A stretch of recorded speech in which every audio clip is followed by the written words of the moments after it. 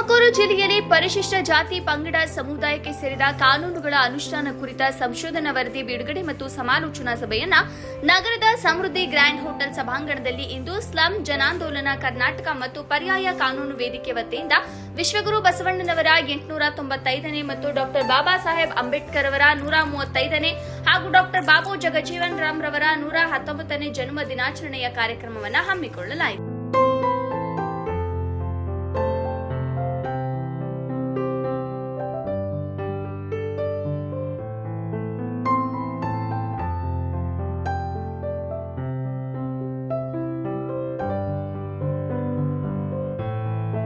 ನಂತರ ಮಾತನಾಡಿದ ತುಮಕೂರು ಜಿಲ್ಲೆಯ ಅಪರ ಜಿಲ್ಲಾಧಿಕಾರಿಗಳಾದ ಡಾಕ್ಟರ್ ಎನ್ ತಿಪ್ಪೇಸ್ವಾಮಿ, ತುಮಕೂರು ಜಿಲ್ಲೆಯಲ್ಲಿ ಸ್ಲಂ ಜನಾಂದೋಲನ ಕರ್ನಾಟಕ ಮತ್ತು ಪರ್ಯಾಯ ಕಾನೂನು ವೇದಿಕೆಯಿಂದ ರಾಜ್ಯದ ಇತರೆ ಜಿಲ್ಲೆಗಳಲ್ಲಿರುವ ಪರಿಶಿಷ್ಟ ಜಾತಿಯ ಮತ್ತು ಪಂಗಡಗಳ ಕಲ್ಯಾಣಕ್ಕೆ ಸಂಬಂಧಿಸಿದ ಕಾನೂನುಗಳ ಅನುಷ್ಠಾನ ಕುರಿತು ಅವಲೋಕಿಸುವುದು ಪ್ರಜ್ಞಾವಂತರನ್ನ ಎಚ್ಚರಿಸಿದೆ.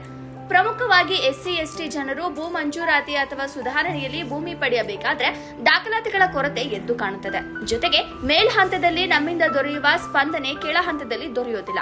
ಇದರಿಂದ ನಮ್ಮ ಜನರಿಗೆ ಸೋಲಾಗುತ್ತಿದೆ. ಇದಕ್ಕೆ ಕಾರಣಗಳನ್ನ ಹುಡುಕಬೇಕಾಗಿದೆ. ನೋಡ್ತಾ ಇದೀವಿ, ಇದು ಪಿಟಿಷನ್ ಕಾಯ್ದೆಗೆ ಬರಲ್ಲ ಅಂತ ಆರ್ಡರ್ ಬರ್ತಾ ಇದೆ.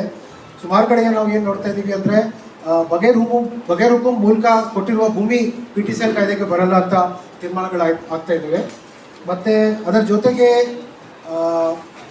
Grow more food campaign GMF ಕೆಳಗಡೆ ಕೊಟ್ಟಿರುವ ಭೂಮಿ ಇದಕ್ಕೆ ಬರಲ್ಲ ಅಂತ ಕೆಲವು ಕಡೆ ಆರ್ಡರ್ ಮಾಡ್ತಾ ಇದ್ದಾರೆ. ಅದು ಒಂದು ನಾವು ಸಮಸ್ಯೆ ನೋಡ್ತೀವಿ.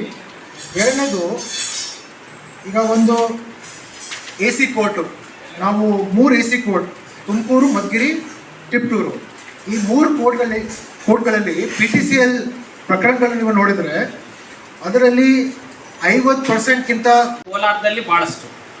ಕೋಲಾರ ಜಿಲ್ಲೆಗೆ ಅದು ಅನ್ಡಿವೈಡೆಡ್ ಜಿಲ್ಲೆ, ಚಿಕ್ಕಬಳ್ಳಾಪುರ ಅದೆರಡು ಸೇರಿ ಅಲ್ಲಿ ಮ್ಯಾಕ್ಸಿಮಮ್ ಜನಕ್ಕೆ, ಅದರಲ್ಲಿ ಡಿಪ್ರೆಸ್ಡ್ ಕ್ಲಾಸ್ಗೆ ಚಿತ್ರದುರ್ಗ ಜಿಲ್ಲೆನಲ್ಲಿ, ಈ ತುಮಕೂರು ಜಿಲ್ಲೆ, ಈ 3 ಜಿಲ್ಲೆ ಜಾಸ್ತಿ.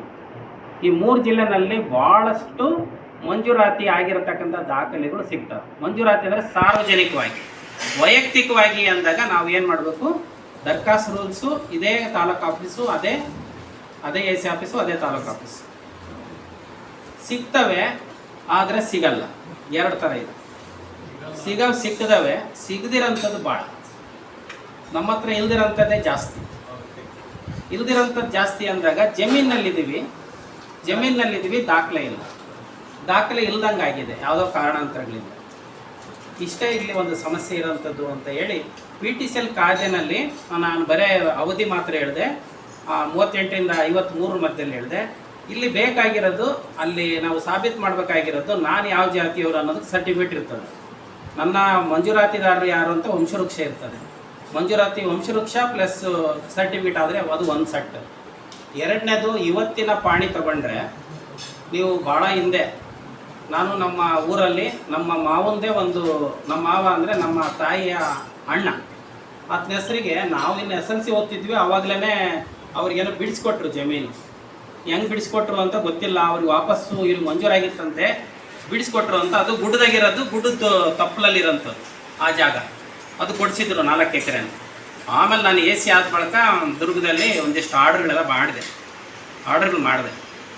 ಮನೆ ಕಟ್ಟಿದ್ರು ಆರ್ಡರ್ ಮಾಡಿದೆ, ಮನೆಗಳು ಕಟ್ಟಿ ಲೇಔಟ್ ಮಾಡಿದ್ರು PTCL ಬರುತ್ತೆ ಅಂತ ಆರ್ಡರ್ ಮಾಡಿದೆ. ಎಲ್ಲಿ ದುರ್ಗದಲ್ಲಿ ಚಳ್ಳಕೆರೆನಲ್ಲಿ ಬಡಾವಣೆ ಆಗಿ ನಿರ್ಮಾಣ ಆಗಿ ಎಲ್ಲ ಆದ್ರೂ ಆ ಮನೆಗಳಲ್ಲೂ ದುಡ್ಡು ಕಟ್ಟಬೇಕು ಒಬ್ಬೊಬ್ಬರು ಇಂಡಿವಿಜುವಲ್ಲು ಅಂತ ಆರ್ಡರ್ ಮಾಡಿದ್ದೆ. ಆ ಮನೆ ತಗೊಂಡು ಸೈಟ್ ತೊಗೊಂಡನಲ್ಲ, ಆ ಜಮೀನಿಗೆ ಎಷ್ಟು ಸೈಜ್ ಐತೆ ಆ ಸೈಜಿಗೆ ಸಬ್ ರಿಜಿಸ್ಟರ್ ರೇಟ್ ಏನೈತೆ ಅದರ ಲೆಕ್ಕದಲ್ಲಿ ಅವರು ಪೇಮೆಂಟ್ ಕೊಡಬೇಕು. ಯಾರಿಗೆ? ಆ ಮಂಜೂರಿದಾರನ ವಾರಸುದಾರರಿಗೆ ರಸೀದಿ ತೊಗೋಬೇಕು. ಅವಾಗ ಮಾತ್ರನೇ ಆಗುತ್ತೆ ಅಂತ ಹೇಳ್ಬಿಟ್ಟು ಆ ಥರದ್ದೊಂದು ಆದೇಶ ಚಳ್ಳಕೆರೆಯಲ್ಲಿ ಮಾಡಿದ್ದೆ ನಾನು AC. ಇದು PTCLಲ್ಲಿ ಇಲ್ಲಿ ಏನು ಆಗ್ತದೆ ಅಂತಂದರೆ, ಎಲ್ಲಿ ಸೋಲುತ್ತೆ ಅಂತ ಮೂಲ ಕಡತನೇ ಇಲ್ಲ ಅಂತ ತೆಗೆದಾಕಿಕೊಡ್ತಾರೆ. ಮೂಲ ಕಡತ ಬೇಕು, ಮೂಲ ಸಾಗುವಳಿ ಚೀಟಿ ಬೇಕು ಅಂತ. ಆದರೆ ಇವತ್ತು ನಮಗೆ ಕೈ ಬರೋದು ಇಲ್ಲಿಂದ ಸ್ಟಾರ್ಟ್ ಮಾಡ್ಕೊಂಡು ಹಿಂದಕ್ಕೆ ಹೋಗೋದಾದರೆ, ಈ ಜಮೀನು ನಮ್ಮದಂತೆ ಯಾವುದೋ ಕಾಲಘಟ್ಟದಲ್ಲಿ ಅಂತ ಯಾರೋ ಹೇಳ್ತಾರೆ. ಅದು ಯಾವ ನಂಬರ್ ಅಂತ ತಗೊಂಡು ಆ ನಂಬರ್ನ ಪಾಣಿ ತಗೊಂಡು, ಆ ಪಾಣಿನಲ್ಲಿ ಮುಟೇಷನ್ ಕಾಲಮ್ ಅಂತ ಇದೆ. ಆ ಒಂದು ಮುಟೇಷನ್ ತಗೊಂಡ್ರೆ ಆ ಮುಟೇಷನ್ ಕಾಪಿ ಹಿಂದಕ್ಕೆ ಯಾವ ವರ್ಷದ್ದು ಅಂತೇಳಿ ಹೆಂಗೆ ಬಂತು ಅಂತ ನೋಡ್ತಾರೆ. ಅದರದ್ದು EC ನೋಡ್ಬೇಕು ನೀವು. EC ಭಾಳ ಮುಖ್ಯ. ಸಬ್ ರಿಜಿಸ್ಟರ್ ಆಫೀಸ್ನಲ್ಲಿ EC ನೋಡಿದರೆ ಟ್ರಾನ್ಸಾಕ್ಷನ್ ಆಗಿದ್ದರೆ ಇ ಸಿ ಬರೀತಾರೆ. ಭಾಳ ಸೂಕ್ಷ್ಮದಂಥ ವಿಚಾರ ಹೇಳ್ತೀನಿ ಇ ಸಿದು. ಇತ್ತೀಚೆಗೆ ಕಂಪ್ಯೂಟರ್ ಆಗಿದ್ದು ಬೇರೆ ಥರ, ಕಂಪ್ಯೂಟರ್ ಆಗದಿರೋಂಥದ್ದು ಬೇರೆ ಥರ ಇದೆ. ನೋಡಿ ಬರೆದ್ರೆ ಚೆನ್ನಾಗಿರ್ತದೆ, ನೋಡಿ ಬರೀದಿದ್ರೆ ಸ್ವಲ್ಪ ಕಷ್ಟ ಆಗ್ತದೆ. ಲಿಂಕ್ ತೊಗೊಂಡ್ರೆ ಚೆನ್ನಾಗಿ ಇ ಸಿ ಬರೀತಾರೆ. ಲಿಂಕ್ ಅಂದರೆ ಗೊತ್ತೇ ಇಲ್ಲ, ಲಿಂಕ್ ಸಿಗಲಿಲ್ಲ ಅಂದರೆ ಇ ಸಿ ಆಗ್ತದೆ ಅಷ್ಟೇ, ಅದು ಇ ಸಿ ಬರೀತಾರೆ. ಇಂಥವುಗಳು ಸ್ವಲ್ಪ ಸೂಕ್ಷ್ಮವಾಗಿ ಗಮನಿಸ್ಬೇಕು. ಲಿಂಕ್ ಹಾಕ್ಯಂಡು ಹೋಗ್ಬೇಕು ಹಿಂದಕ್ಕೆ, ಎಲ್ಲವರೆಗೆ 1940ಕ್ಕೋ 30ಕ್ಕೋ 38ಕ್ಕೋ ಈ ರೀತಿ ಆದರೆ ನಾನು ಈ ಜಮೀನು ನಮ್ಮದು ಅಂತ ಇವತ್ತು ಊರಿಗೆ ಹೋದಾಗ ಇದು ಇತ್ತಪ್ಪ ನಿಮ್ಮ ತಾತನ ಕಾಲದಲ್ಲಿ ಇದು ಯಾರಿಗೋ ಮಾರಿಬಿಟ್ರು ಅಂತ ಅಷ್ಟು ಸಿಕ್ಕರು ಸಾಕು. ಆ ಪಾಣಿ ನಂಬರ್ ಏನು ಅಂತ ಕೇಳ್ಕೊಂಡು ಹಿಂದಕ್ಕೆ ಹುಡುಕ್ಯಂತ ಹೋದರೆ ಅದು ಯಾವಾಗ ಮಂಜೂರಾಗಿತ್ತು, ಯಾವಾಗ ಮಾರಾಟ ಆಗೈತೆ ಅನ್ನೋದನ್ನ ಸ್ವಲ್ಪ ಗಮನಿಸ್ಬೇಕು.